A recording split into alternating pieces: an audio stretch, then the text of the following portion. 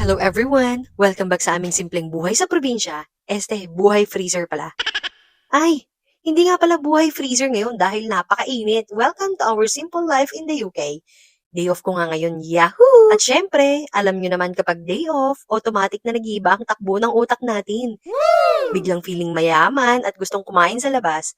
Gusto ko nga sanang yayain si Mister na mag-restaurant na lang. Magsangyup o kahit simpleng kain lang somewhere so relaxing.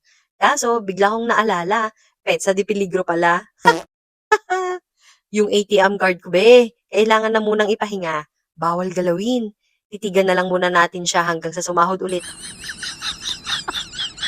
Kaya imbes na gumastos sa labas, sabi ko kay Mister, tignan na lang natin. Malay mo may himala. Let's check our freezer. At aba, pagbukas ko ng freezer, may parang jackpot ang peg. May pork belly pa, may marinated pork for barbecue, at may bangus pa Sabi ko talaga, ay wow, may pang barbecue party pala tayo dito. Okay. Kaya ito na nga, nagdesisyon kami na mag-ihaw na lang dito sa bahay. Summer naman at sobrang init na parang pati kaluluwa mo na iinitan na rin. Ulitin na natin ang panahon dahil kapag winter na dito, good luck na lang sa pag-iihaw sa garden habang may snow. Imagine mo yun? Nanginginig ka habang iniikot yung barbecue stick. Hindi romantic, nakakapagbigay ng trangkaso ang peg. So habang ako ay busy, kakamarinate at kakalabas ng karne, si Mister naman very hardworking. At dahil excited yata masyadong kumain, gumamit agad ng torch para mapabilis ang apoy.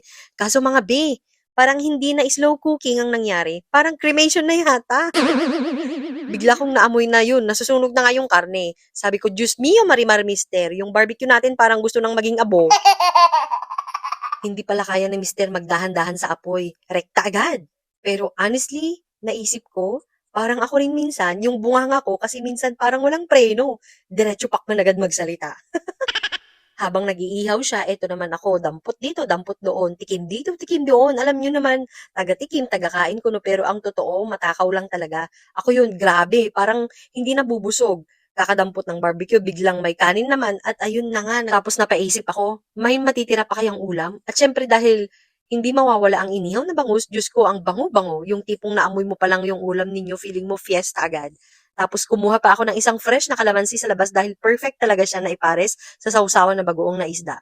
Ay nako, ibang level talaga ang sarap kag may sausawan.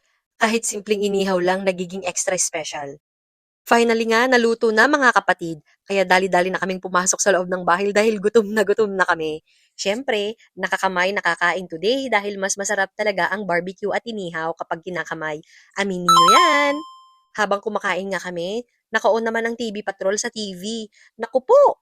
Habang tumatakam ako ng barbecue, tumataas naman ang blood pressure ko sa mga balita. Oh no! Nakakaloka talaga ang politika sa Pilipinas.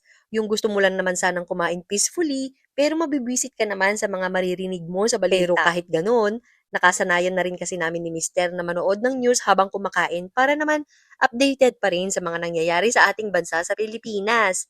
At ayun na nga, busog na naman kami for today's video. Kaya naman talaga, kahit petsa de peligro, hindi ibig sabihin na walang paraan para sumaya. Tingin-tingin ka lang sa freezer. Baka naman may nakatagong pork belly, barbecue o isda na magliligtas sa inyong hapagkainan. Simple lang, pero masaya. May ihaw, may tawanan, may balitang pampataas ng BP, at syempre, chismisan with Mister. Yan talaga yung number one dahil ang mapagkakatiwalaan mo lang talaga sa oras ng chismis ay ang iyong asawa. Totoo ba, be? Thank you so much for watching mga kasweet langs. Kung nag-enjoy kayo sa aming simpleng barbecue day of vlog, don't forget to like and comment and subscribe. Libre naman, di ba? Kita-kits ulit sa susunod na kwentuhan mga B. Bye!